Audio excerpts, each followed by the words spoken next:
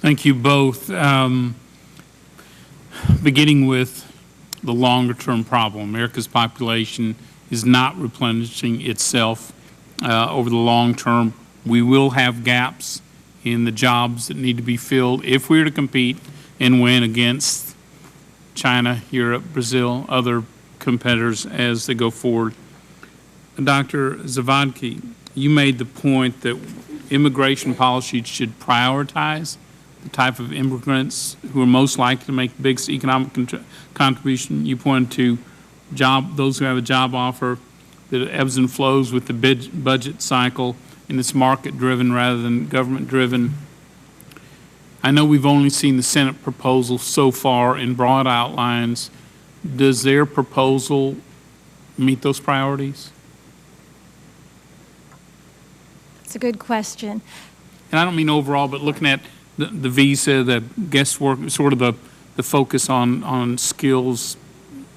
I think that the Gang of Eight bill, or Bessie May, is a vast improvement over current policy in that it reduces some flows of family-based immigrants. It dramatically increases the number of green cards available on the basis of employment, particularly to very highly skilled workers who will no longer count against the cap. Dependents won't count against the cap.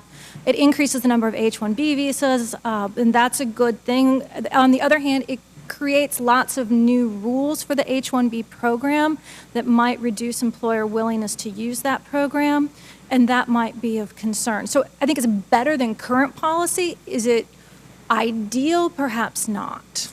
Current policy is a bar set awfully low, considering both on the high skilled end, which we've been at 110,000 visas before, were filled as well. Right. On the lesser skilled, 20,000 a year, stepped over 75 to 75,000, doesn't seem market driven. Neither does the ag numbers necessarily, although we probably have a better handle on that. Dr. Camerata, same question. What should our priorities be in looking at in addition to training more American workers, what should our priorities be? Well, let me start with your original first part, too, about the impact of immigration on sort of the aging of American society. There's a lot of research on this question, and the short answer is it doesn't make much difference. Let me give you a statistic to help you understand why immigration does not really slow the aging. If you look at the total fertility rate in the United States, which is one of the ways that you try to have a more youthful population, how many children are born per woman, it's 2 children per woman in 2011. If you take out all the immigrants and recalculate it using the American Community Survey, you get 1.9 children. So you get about a 0.1 increase. The immigrants have more children, somewhat, and they do pull it up, but not much. Over the next 40 years, 1 million or 1.5 million immigrants a year might offset the aging of the U.S. population by 10 or 15%. There's some mathematical reasons, which I won't go into why, but if you think about the underlying fertility number, it helps you understand why immigration does not fundamentally change the age structure in the United States unless you were to contemplate like 5-10 million immigrants a year and then accelerate that year after year. Now, on the larger question of what we should do, remember this bill accelerates family immigration for 10 years. There are 4.5 million people who this bill contemplates admitting in the first 10 years that are currently under family-based immigration, that is, without regard to their education and their skills. At least for the first 10 years, it looks like this bill doubles immigration, legal immigration, about 1 million a year to 2 million a year, but the increases, it's not clear whether the balance will be more skilled. It's possible the new flow of immigrants will be about similar to the flow we have now.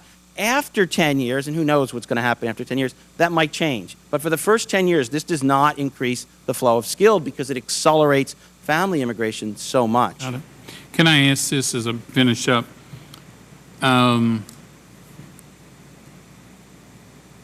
There is general agreement that immigrants with necessary skills that fill gaps in our workforce are helpful, very helpful to the economy.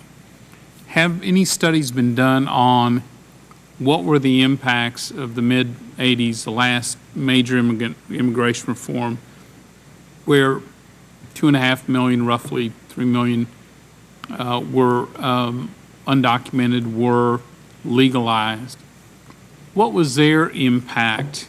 Do we have any studies on their impact on innovation, on patent holding, on, you know, I mean, all the very positive effects of immigrant creativity and innovation and hard work?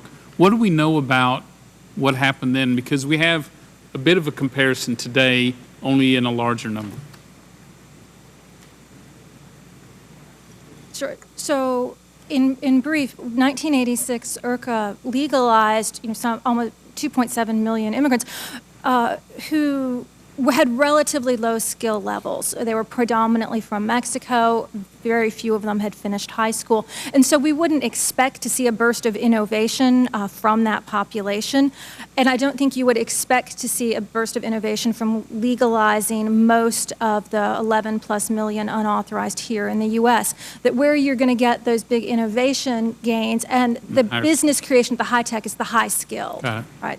Dr. Kemp, that makes sense. Yeah, very briefly. The research shows that they benefited from the legalization. Their wages may immediately gone up about 5%, but since 2/3, 3/4 didn't have a high school education, they were not a source of a lot of business startups and so forth. They did do better. Unfortunately, when we look at them, they do have very high poverty rates today, but maybe they would be even higher still if they stayed illegal. Very high use of welfare. More than half of those households headed by those immigrants access one of the major welfare programs, as far as we can tell. So very high rates of welfare use, but it probably did make their lives better, even if maybe it didn't make the lives of American taxpayers better. Okay. Thank you very much, Representative Delaney.